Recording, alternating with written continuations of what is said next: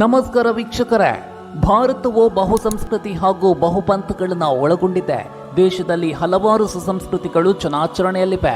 ಅಂತೆಯೇ ಕೆಲವೊಂದು ಪಂಥಗಳು ಹಾಗೂ ಆಚರಣೆಗಳು ಇಂದಿಗೂ ವಿಚಿತ್ರವೆನಿಸಿದ್ರೂ ಅದು ನಿಜವೇ ಆಗಿದೆ. ಭಾರತದಲ್ಲಿ ಕೆಲವು ತರ್ಕಬದ್ಧವಲ್ಲದ ನಂಬಿಕೆಗಳು ಹಾಗೂ ಆಚರಣೆಗಳು ಇವೆ.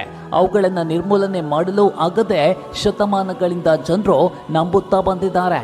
ಈ ಪೈಕಿ ಅಘೋರಿ ಪಂಥವೂ ಒಂದು. ವೀಕ್ಷಕರೇ, ಅಘೋರಿ ಯಾವ ಪಂಥ? ಅಘೋರಿಗಳು ಅಂದರೆ ಯಾರು? ಅವರ ಆಹಾರ ಹಾಗೂ ಜೀವನ ಶೈಲಿ ಹೇಗೆ?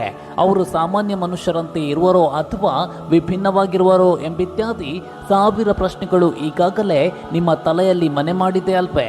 ಅವರ ಭಯಾನಕ ಆಹಾರ ಕ್ರಮಗಳನ್ನು ಕೇಳಿದ್ರಂತೂ ನೀವು ಬೆಚ್ಚಿ ಬೀಳ್ತೀರಾ. ಹಾಗಾದರೆ ಇವುಗಳನ್ನೆಲ್ಲ ನಿಮಗೆ ತಿಳಿಯಬೇಕೆಂಬ ಹಂಬಲವಿದ್ದರೆ ಈ ವಿಡಿಯೋವನ್ನು ಕೊನೆಯವರೆಗೂ ನೋಡಿ.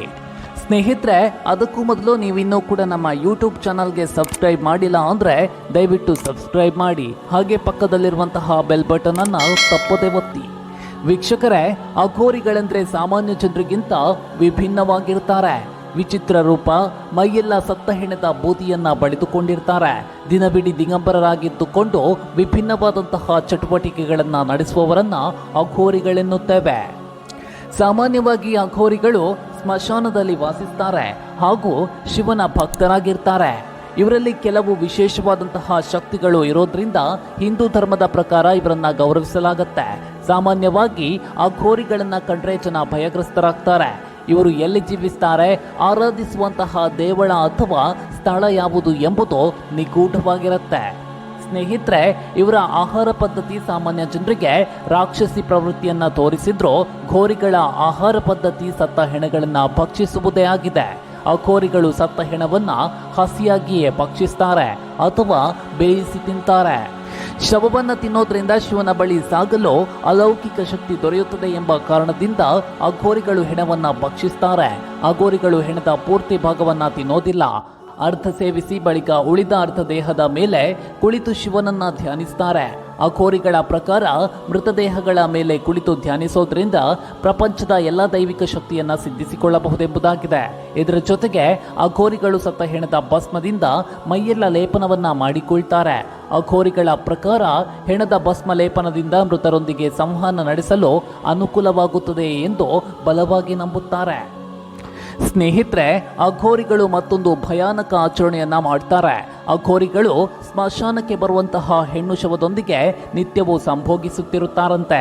ಆದರೆ ಅಘೋರಿಗಳು ಜೀವಂತ ಹೆಣ್ಣನ್ನು ಸಂಭೋಗಿಸುವುದಿಲ್ಲವಂತೆ. ಅದನ್ನ ವಿವಿಧ ಭಂಗಿಗಳಿಂದ ಸಂಭೋಗಿಸುವುದರಿಂದ ತಮಗೆ ಅಲೌಕಿಕ ಶಕ್ತಿಗಳನ್ನು ಸಿದ್ಧಿಸಿಕೊಳ್ಳಲು ನೆರವಾಗುತ್ತದೆ ಎಂಬುದು ಅಘೋರಿಗಳ ನಂಬಿಕೆಯಾಗಿದೆ. ಅವರು ಪಾನೀಯ ಸೇವಿಸುವುದು ಕೂಡ ತಲೆಬುರುಡೆ ಮೂಲಕವೇ ಆಗಿದೆ. ಜೊತೆಗೆ ಗಾಂಜಾ ಸೇವಿಸುತ್ತಾ ನಗ್ನವಾಗಿ ಸ್ಮಶಾನದಾದ್ಯಂತ ಸುತ್ತುತ್ತಿರುತ್ತಾರೆ. ವೀಕ್ಷಕರೇ, ಅಘೋರಿಗಳು ಸ್ಮಶಾನದಿಂದ ಹೊರಬರುವುದು ಕುಂಭಮೇಳ ನಡೆಯುವಂತಹ ಸಂದರ್ಭ ಮಾತ್ರವಾಗಿದೆ. ಅವರು ತಮ್ಮ ಲೋಕದಿಂದ ಬಾಹ್ಯ ಲೋಕಕ್ಕೆ ಆಗಮಿಸುವುದು ಕುಂಭಮೇಳದ ವೇಳೆ ಮಾತ್ರ. ಅಘೋರಿಗಳು ಪರಮಾತ್ಮನಲ್ಲಿ ಏಕವಾಗಲು ಪವಿತ್ರ ನಿಯಮಗಳ ದಾಟಿ ತಮ್ಮದೇ ಆದ ಪದ್ಧತಿಗಳನ್ನು ಅನುಸರಿಸುತ್ತಾರೆ. ಅಘೋರಿಗಳ ಜೀವನ ಶೈಲಿ ಸಮಾಜವೇ ಧಿಕ್ಕರಿಸುವಂತೆ ಇರುತ್ತದೆ. ಅಘೋರಿಗಳನ್ನ ಬಾಬಾ ಎಂದು ಸಂಬೋಧಿಸಲಾಗುತ್ತದೆ. ಗಂಗೆಯಲ್ಲಿ ಸ್ನಾನಕ್ಕೆಂದು ಬರುವಂತಹ ವೇಳೆ ಬಾಬಾಗಳು ಗೋಚರಿಸಲಾರಂಭಿಸುತ್ತಾರೆ. ವೀಕ್ಷಕರೇ, ಕೆಲವು ನಕಲಿ ಅಘೋರಿಗಳು ಇದ್ದಾರೆ. ವಾಸ್ತವದಲ್ಲಿ ಅಘೋರಿಗಳು ಯಾರನ್ನೂ ಹತ್ತಿರಕ್ಕೆ ಸುಳಿಯಲು ಬಿಡೋದಿಲ್ಲ. ಆಸ್ತಿ ಸಂಪತ್ತುಗಳನ್ನು ಬಯಸುವುದೂ ಇಲ್ಲ. ಅಘೋರಿಗಳು ಶಿವನ ಭಕ್ತರು. ಉತ್ತರ ಭಾರತದಲ್ಲಿ ಸಾಮಾನ್ಯವಾಗಿ ಪುರುಷ ಅಘೋರಿಗಳು ಕಾಣಸಿಗುತ್ತಾರೆ. ಆದರೆ ಪಶ್ಚಿಮ ಬಂಗಾಳದಲ್ಲಿ ಮಹಿಳಾ ಅಘೋರಿಗಳು ಕಾಣಸಿಗುತ್ತಾರೆ. ಅವರು ಎಲ್ಲವನ್ನ ಸೃಷ್ಟಿಸಿದ್ದು ಶಿವನೇ, ಆದ್ದರಿಂದ ಶಿವನೊಬ್ಬನೇ ಭಗವಂತ ಎಂಬ ನಂಬಿಕೆಯನ್ನ ಅಘೋರಿಗಳು ಹೊಂದಿದ್ದಾರೆ. ಸ್ನೇಹಿತರೆ, ಅಘೋರಿಗಳು ಮಾಟ ಮಂತ್ರಗಳಲ್ಲಿ ನಿಪುಣರಾಗಿರುತ್ತಾರೆ. ಲೌಕಿಕ ಜೀವನದಲ್ಲಿ ಬಗೆಹರಿಸಲಾಗದಂತಹ ಸಮಸ್ಯೆಗಳನ್ನ ಅಘೋರಿಗಳು ತಮ್ಮ ಸಿದ್ಧಿಯಿಂದ ಬಗೆಹರಿಸುತ್ತಾರಂತೆ. ಜೊತೆಗೆ ವೈದ್ಯಕೀಯ ಲೋಕದಲ್ಲಿ ಗುಣಪಡಿಸಲಾಗದಿರುವಂತಹ ಕಾಯಿಲೆಗಳನ್ನು ನಿವಾರಿಸುವಂತಹ ಸಾಮರ್ಥ್ಯ ಅಘೋರಿಗಳಿಗೆ ಇದೆಯಂತೆ. ಸ್ನೇಹಿತರೆ, ಅಘೋರಿಗಳ ಬಗ್ಗೆ ತಿಳಿಯುತ್ತಾ ಹೋದಂತೆ ಮೈ ಜುಮ್ಮೆನಿಸುವುದಂತೂ ಸತ್ಯ. ಇವರ ಆಚರಣೆ ಪದ್ಧತಿಗಳು ಭಯಾನಕವಾಗಿರೋದ್ರಿಂದ ಸಾಮಾನ್ಯ ಜನರೆಲ್ಲರೂ ಇವರಿಂದ ಭಯಭೀತರಾಗ್ತಾರೆ. ಆದರೆ ವಾಸ್ತವದಲ್ಲಿ ನೈಜ ಅಘೋರಿಗಳ ಜೀವನ ಹೀಗೆಯೇ ಆಗಿದೆ.